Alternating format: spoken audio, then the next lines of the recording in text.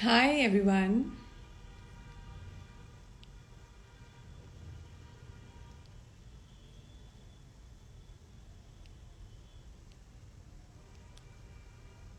We are waiting for a few more people to join in and let's just start then.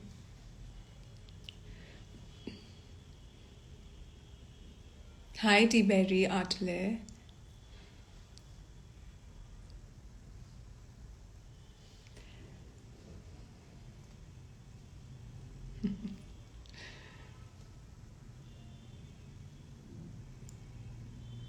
These days I just wait for Wednesday to come in to have my Instagram live.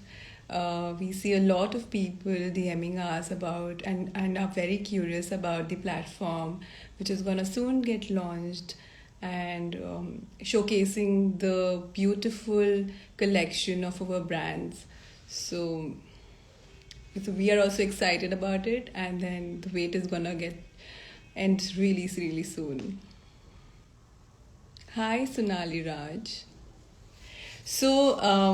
Today we have with us Miss Vaishale Mittal. She is the founder of a sustainable luxury women's wear label, Cross the Line. Vishali has initially worked for high-end labels. It was during that time where she was designing textiles for luxury French brand that she began to conceptualize Cross the Line as an outlook to explore her love for denim, textile craft techniques, and design. What we love about Cross the Line is that it's a sustainable denim oriented brand working with Khadi denim, handloom denim, silk denim handcrafted with utmost dedication and craftsmanship, treating them with various techniques. So I think we should ask Vaishali Mittal to join us and tell us about her journey in creating Cross the Line and creating a sustainable brand. So let me just invite her now.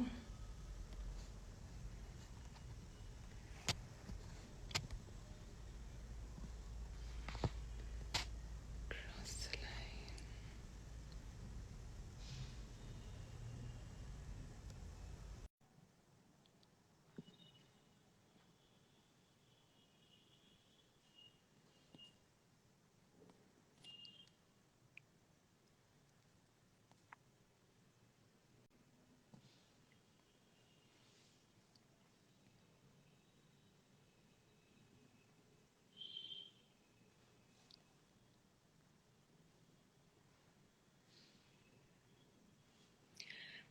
Okay, so we are waiting for Vishali to join in.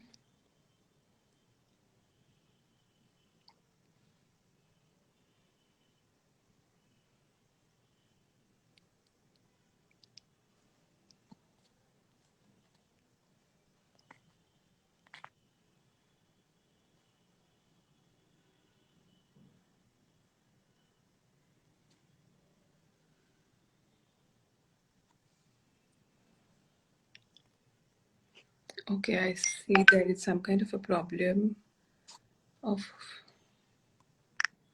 oh God, cross.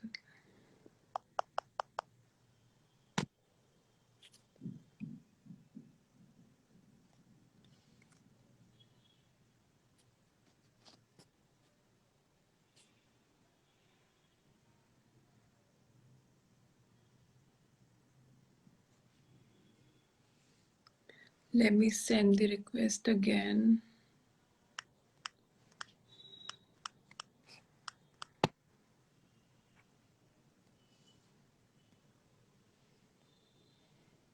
Oh, yes.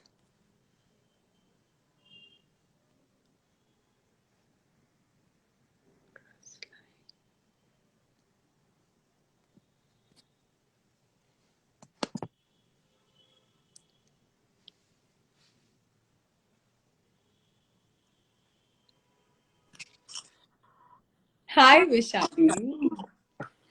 How are you? I'm good. How are you?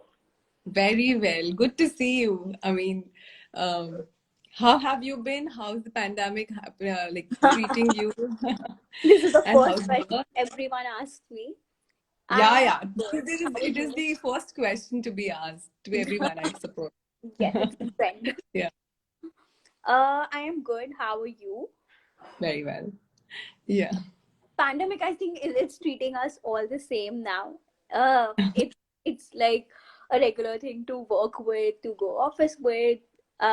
It's part of life. Yeah. Yeah. So, I mean, to start with, I was really happy to see the entire collection Crossline has curated with Thank you. ethos of sustainability into it. So, like to start our conversation with, I would ask you to tell about yourself, about the journey, and what led you start Cross the Line, the entire journey you can share us with me and the audience here. Thank you so much. So, it's nothing special, honestly. I belong to a very normal family. My father is a businessman, my mother is a housewife. So, I just wanted to be like a I was a medical student. I wanted to be a doctor, but when I was almost about to get into a medical college, I realized that I'm too creative to be there. Maybe I should just, I was always drawn towards creativity, and that's Yeah. when I decided to quit everything and go for fashion designing. I got a scholarship. I studied in Paris. I came back to India, worked for a while, went back to Paris for my master's in fashion and luxury management. I just feel designing is not complete until unless you learn business part of it, like luxury. Yeah. Like there is no point creating something if you can't make, ultimate goal is to definitely make money and survive. Yeah. So that was my initial idea. I think I never wanted to be like a entrepreneur, just like women entrepreneur. It was never on my like goal list, but I think it came with the profession I chose. And I know lately everyone's been asking me, was it easy, or how do you start and how do you think of being a women entrepreneur? It's not easy, but I feel my roots go back to my childhood. Like I've seen always my dad preparing for his business, and like just seeing the up and down season, which is the wedding season, where the season goes up or down, the margins, the profits, everything. So I think it is in the blood, where you learn how to run a business. Yeah. And so, how Cross the Line came into the picture, how you have thought about it, bringing Cross the Line into the, and especially into the sustainable world of it. I mean, when do you actually? Honestly, I started working long back on cross line. It was when I visited this denim factory where I saw all the chemicals that goes into our denims. I saw how badly the labor is treated there. There is no hygiene. There are actually factories working where they do techniques which can be cancerous to people. That's when Yeah. I actually thought that there is alternative for cotton, there is alternative for polyester, nylon, but there is no alternative for denim.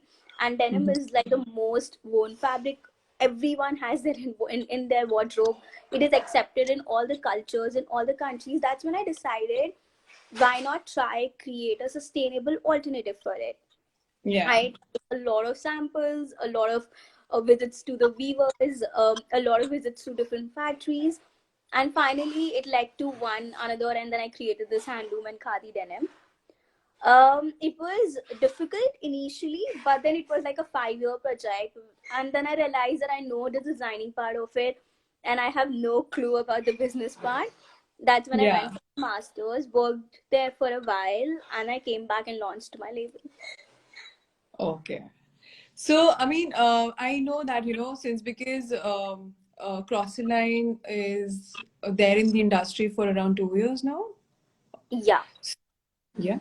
So, I mean, starting a sustainable brand from the scratch in India, I would like to know how, like, reducing the complexities of the processes which you have already curated, how you have managed those complexities, especially in a country which is fast fashion driven, and how the consumers were back then knowing about sustainability of a product, and then how you have all like showcased that part in your brand.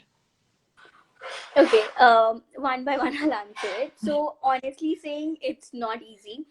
In India, Yeah. I think it's very open to start something, but to sustain it is very difficult, because obviously labor charges are low in India, so it is very easy to start up something and invest into it. But sustaining it for long term and also finding your own niche market is very difficult, because Indian market is filled with Indian couture, and there is a very specific client for it. Like you find all the clients, like everywhere everyone wants Indian wear, but to find a clientele for a day wear understanding sustainability and is ready to replace their denims with mine was very difficult. I wouldn't lie, like first 3 months were very difficult, because I had to make people understand why my denim is better than theirs and what Mm-hmm. is the problem with their denim, and also making them understand how it is made and how they can style it equally, like with versatility like their denims right now. It was very difficult. So but after 3 months I started having clients which wanted to replace their denim, so I used to do custom wears for them. I created my own collection. People started having interest in it, wanted to know more about it. And then obviously the journey started with it. Then I knew I had to change my silhouettes a little bit to fit it into Indian body types, because obviously people very, like we all know that sustainable isn't cheap. So it was Yes. better to tell people to invest into a sustainable day wear and why invest into it. So it has not been an easy journey. With pandemic it made it worse, but I would Mm-hmm. never regret it starting it. Like I feel there are barely any brands in India doing sustainable denims. Like I can recall some, but I can't tell them to be affordable. Yeah. So I don't think there is any brand who are doing sustainable denims at affordable price. So I think that's my target. That's my effort to give it back to the industry, and also make sure that people understand and can replace their normal denims with mine. Of course. So, I mean, as you have mentioned that sustainable products aren't cheap, they're expensive. So, when it comes to the consumer's perspective, how are you redefining that portions to them? To like the consumer should invest in such kind of a product and not towards a fast fashion, because everybody is seeing the silhouettes, the trends which is coming up, and then the affordability of these garments. So, for a brand, it becomes a little difficult to make consumers understand why they should invest, because it's going to go to another generation rather than putting up something into a trend. So, how do you differentiate yourself from the brand's perspective to the consumers here? See, I'll tell you very honestly, it was easy for me because I told Uh, three things to my all my customers. Like I used to do a lot of marketplaces initially, so that I could directly interact with clients, make them explain them, and also show them what I could offer them with my denim. And I yeah. used to tell them three things. One, that if you see per cost of what you buy from Zara, it might be cheap, but if you see cost per wear, it's different. Mine will come out to be lower. And obviously, people are smart enough to understand that when they buy from Zara, it's cheap, but they only wear it 3 times or 4 times, not more than that. But my calm is like, I know brands who start, like I know clients who who bought it from my first marketplace, which was in January 2019, and they Mm-hmm. still tell me that the denims are not even rough, like how normal denims Oh, are. the So durability has increased. yeah, so Yeah. durability has increased. They replace their flared denims with mine. Now they replace their Uh, straight denims with mine. So it is very like, I think when clients are really interested in changing their point of view, they understand what I'm trying to say. Also, I feel like when we see 5 years back, the sustainable garments were expensive than what they are now. It mhm. all depends on why Zara is, because we they produce it in such a large quantity, and Of obviously course. they sell it at a lower price. I think 5 years back there were maybe like just 2% of the people who were buying it. Now Hmm. 50% of the population is buying it. So obviously the prices have gone lower because the fabric is cheaper, the labor is cheaper, the sustainable raw material is cheaper. Now Yeah, I right. feel people are like, after the pandemic, people have got aware about the sustainability, The got and actually want to invest into it. So I feel the prices will go lower, and obviously if you calculate how many times you're wearing it, it is anyways lower. So Yeah. why not invest into it? And I also tell all my clients one more thing, that I am replacing, it's just matter of fact that there is less visibility to independent sustainable designers in comparison to Zara or H&M, but you can always find what you buy at Zara almost like maybe like 10% extra price from Indian independent designers, because all independent designers, they're not working on sustainable couture, they're actually working on a day wear. They're really trying to make efforts to get Hmm. people, get everyone's day wardrobe sustainable. Hmm. And I think your the Upcycleluxe is doing the perfect job, because you are bringing all the independent designers at one place, and Yeah. like they can, and like people can have actually all the kind of garments and products they're looking for at one place, and sustainable, so they don't really have to go to Zara or H&M. Yeah, I mean, we are also like pushing ourselves into such a building up such a community wherein people as well as the consumers are aware about sustainability aspects and about the independent homegrown labels. With that, they're also able to understand the impact they are catering to the environment. So, that makes a lot of value to the entire supply chain here, wherein the brands as well as the consumers know actually why they are sustainable. So, I mean, these days the fashion industry, it's entirely greenwashed. I mean, mostly, if at all you like 60% to 70, especially the brands understand that, they are just selling the products as green marketing rather than actually getting right. So, how Crosseline is able to make people understand about that they are actually sustainable, and and what were the matrix which you have followed in the entire supply chain, or the processes, or maybe UN SDGs you have followed in making consumers understand about it? Okay, so I'll start pointers. So the first thing, I think, it was I have a very specific way of working it. I make sure that my business plan might be different or difficult to follow, but Yeah. I try to stick to it, and also follow it when it comes to supply chain or production. So first, Mhm. the first thing before making the fabric sustainable, I made sure that my production has to be sustainable, Mhm. because until unless this production is sustainable, there is no point calling myself a sustainable brand. So Correct. we have a very nice production strategy. So we only create 5 MOQs. So let's say our bestseller is trench coat. Okay, so we've sold so many pieces of our trench coat, and we created a MOQ of 5. And then when we felt that okay, we need more, then we created a MOQ of 10, then again Hmm. MOQ of 10, and then again MOQ of 10. So we would never create 30 pieces together and wait for it to sell. We'll always create according to the demand we are receiving. So that ways we never have MOQs or stock left of the pieces we feel are not working. And since I have my own setup, it is very easy for me to follow that.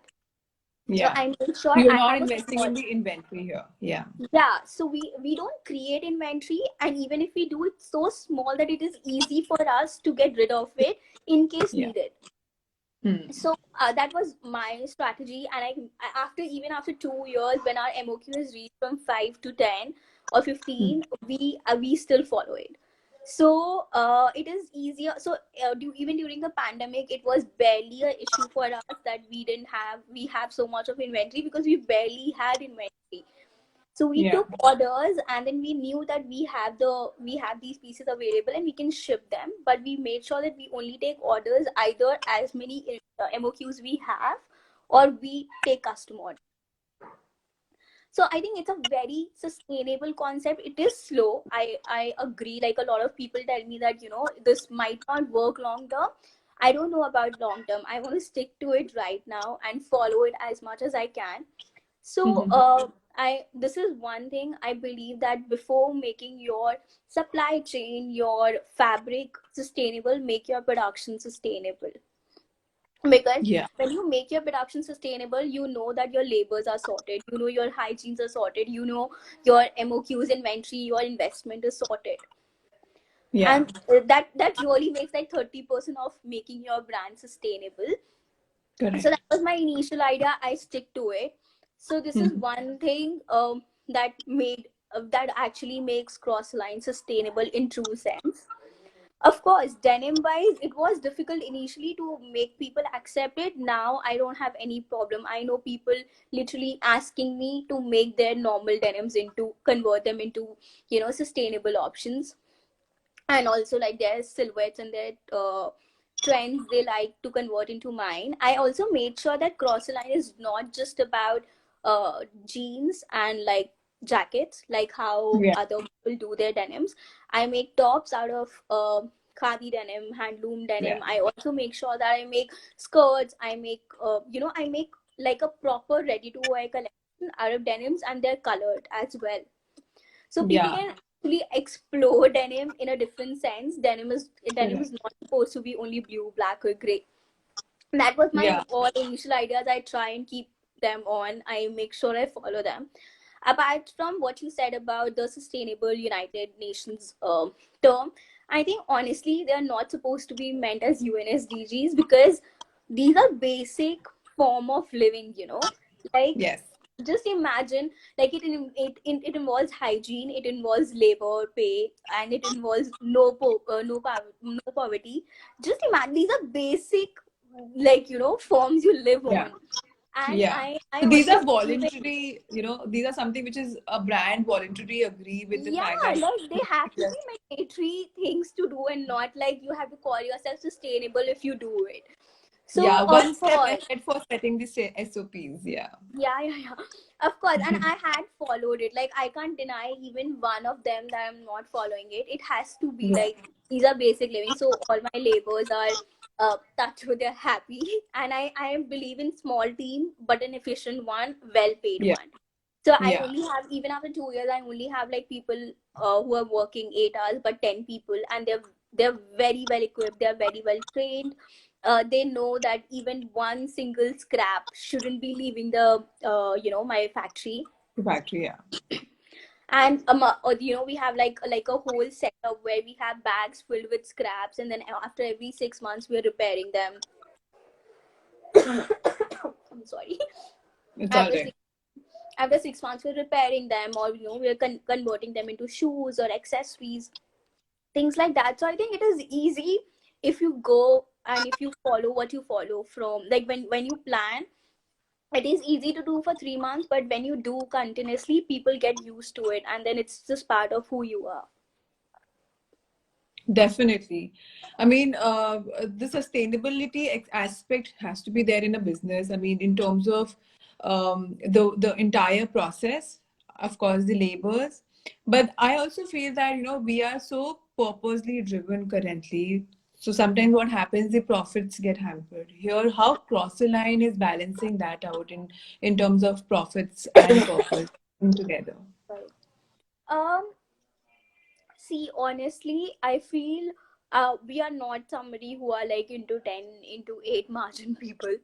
So I keep it low. I try, it has to be affordable. So I honestly, when people tell me quantity over quality, I believe quality, but I also do believe in quantities. So I Of make course. sure that my prices are affordable, that instead of selling one trouser, I sell three trousers. But so at least I have three clientels, and then they're affordable. So my target here is to obviously not be super low at prices, but my target is to make audience believe in the denim I'm creating, and also replacing it. I feel if my prices are too high, only a certain market will be able to do it, and that's Hmm. not my initial plan was. So obviously we planned that we could have profit. Obviously that is the most important part of business, and that's how I pay my labor. But Yeah. but of course we do take care of our profits, but we make sure that they are affordable enough for people to actually buy our pieces, then rather think twice before buying. All right. Yeah, of course. The purpose is definitely like when you are in this industry, or for example, you are in any industry, there is a purpose to it why you are creating a brand. But then the business works on money and nothing else. I mean, you have to curate something or the other. Might as well possible the margins are not really high. But then even if at all it's less, how commercial a particular product can be, we have to create that. So I mean, you've been there into the market for like past 2 years now. A lot of challenges and acceptance would be there from the consumers as well as from the suppliers you have worked with. So, and we are already revolving around the fashion industry in the current scenarios as well. Today, even if it all it's pandemic, there is a switch which we are seeing in the consumer buying behavior, but still there are people who are continuously buying fast fashion.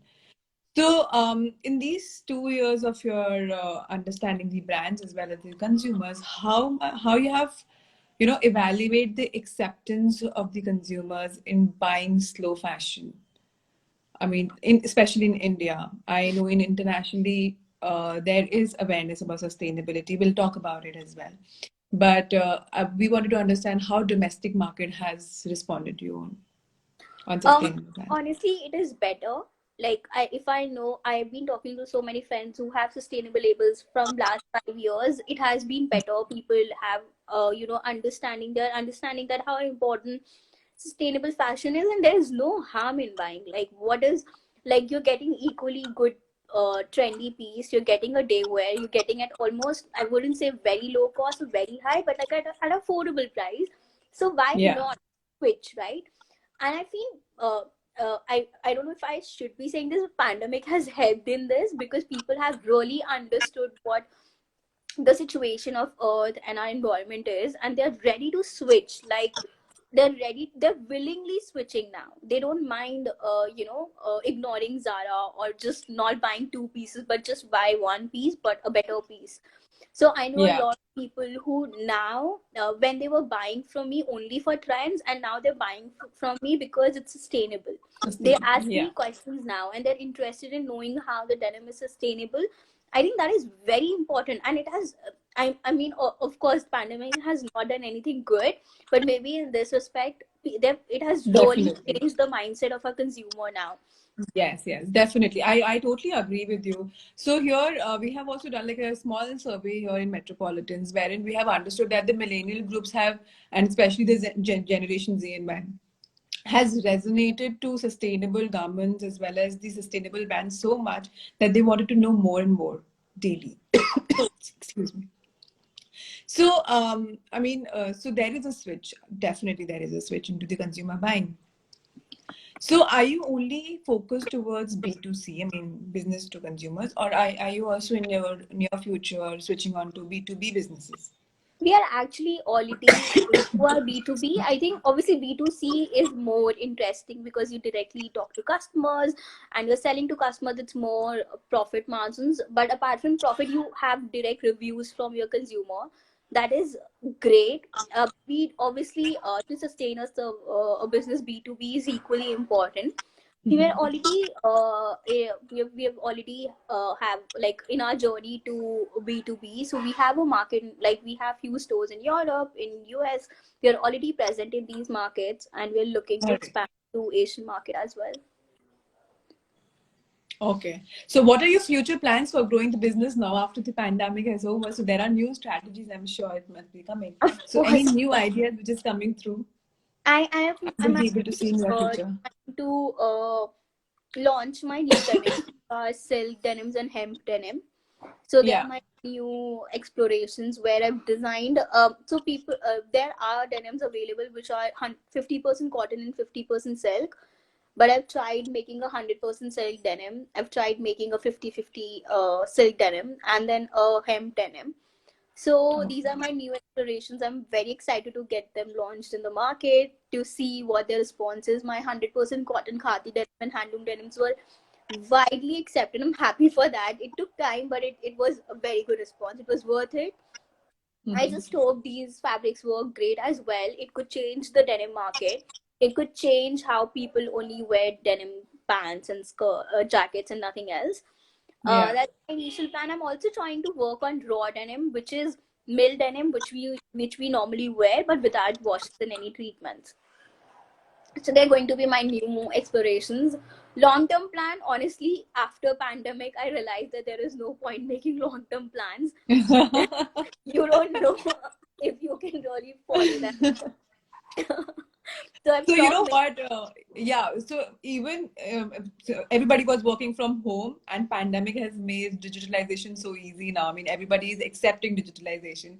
So a lot of businesses we have seen, a lot of ventures has come to shape, and then they are starting up new. And we have got queries on how to start a particular sustainable brand, and then if at all, like you can share your experience to our audience and or advices that for those aspiring women entrepreneurs as to start their own label or the brands which they have always thought of and then bringing into existence in the pandemic times, you can share those. uh, sure. So first of all, I want to tell all the people who are starting out your label, be patient, be just make sure that you start slowly. Don't go into too much of investment and then keep waiting for the investment to come back. Third, most importantly, don't let anyone tell you that what you should do and what you should not. Do what you want, create what you want, but make sure to find the audience to sell it. Because without selling it, creating art pieces doesn't really work. Yeah, So correct. make sure you be very motivated, but make sure to be practical enough to understand the business part. I see a lot of students. I've been interning a lot of students lately, and I see the colleges don't teach how to sell, they only teach how to make. But please understand, it is equally important to learn how to sell. Good. Correct. Totally agree. Just one thing, I want to thank Tisha. She just messaged, she loves our collection. Yeah, a lot of comments has been coming through. We can like check them out as well, um, about the collection, and there a lot of people are excited for our launch as well on and Oh, I can't tell you. I've been telling all the people that you can go to Upcycle and buy our products there, because we don't sell online. We yeah. only we only present our collection on our online website. But I can tell everyone now that they can buy it online at Upcycle. And Tanvi, And thank you know you so what? much for this. The USPs which we are catering to is we are also eliminating greenwashing from the garment industry, and authenticity and transparency is something which we are dedicated to. You know, the brands which we are actually choosing, they're transparent, they're ethical, and they're just not green to be. And we are the motto is green is the new luxury for us. So green, how every day like people should wear green green fashion, or maybe like they should accept sustainability but then treat themselves as it is a luxury for you. You can wear it daily and then be proud of being a sustainable person, and not that it is very slow and boring. So I mean, lastly I would like just end up, if at all you can just share, sorry, that's my dog. So if at all you can share, I'm really sorry. No problem. So, if at all you can share something to our audience about Crossline and our collaboration, how fruitful we can get into that aspect. And we are coming really, really soon. And then the launch is coming. We will be putting that across the dates really soon on our Instagram page and social media. And last few words from you now. First of all, Tanvi, thank you so much. You're a sweetheart. Raj, sir, thank you so much for coming online. Okay, few things. One, it is up to all my audience here. It is very important to please shift to sustainable options, not for my label or for other labels, but for the environment right now. It's not expensive. It's not difficult. Just go to Upcycleluxe, Lux, and see all the brands there. You can buy everything. And please shift to sustainable options. It is important. It is mandatory now. And I am so excited about this collaboration. I love the concept. I have my garments on other platforms as well, but I feel this is very special because this is first platform who are only doing sustainable labels, and they're very strict about it. I can't tell you with that. Like when I registered with them, I had to fill so many forms and I had to answer so many questions. They were so strict. They make sure that I'm really sustainable and I'm not just saying it. The like I can't tell you, like, you're the first one who are really looking into sustainable labels and not just sustainable marketing. I'm very excited for me, like for Crossline to present at Upcycleluxe. Thank you so much, Vaishali. I mean, I'm really glad the processes which we have done on the brands, and then it was a great learning for us as well. I mean, knowing a lot of insights about the brands and the curation, and then the hard work they have done on the making one product or maybe one collection. So curating them, it was a great learning for us as well when it comes to Thank sustainability, because you. sustainability is one portion where every day we are learning something or the other. Even if at all you're an expert, something or the other is being learned every day. So thank you so much for coming to our Insta live, and then I'm like really excited for our launch and our association in the future to have a great belongings to us. And Thank of you course, so the consumers will love the entire collection, as we have already fallen in love with entire collection of yours already. Thank you so much. It was lovely talking to you and understanding what kind of a audience you are catering. It was lovely. Thank you so much, Vishali. Thank you. Bye. Bye.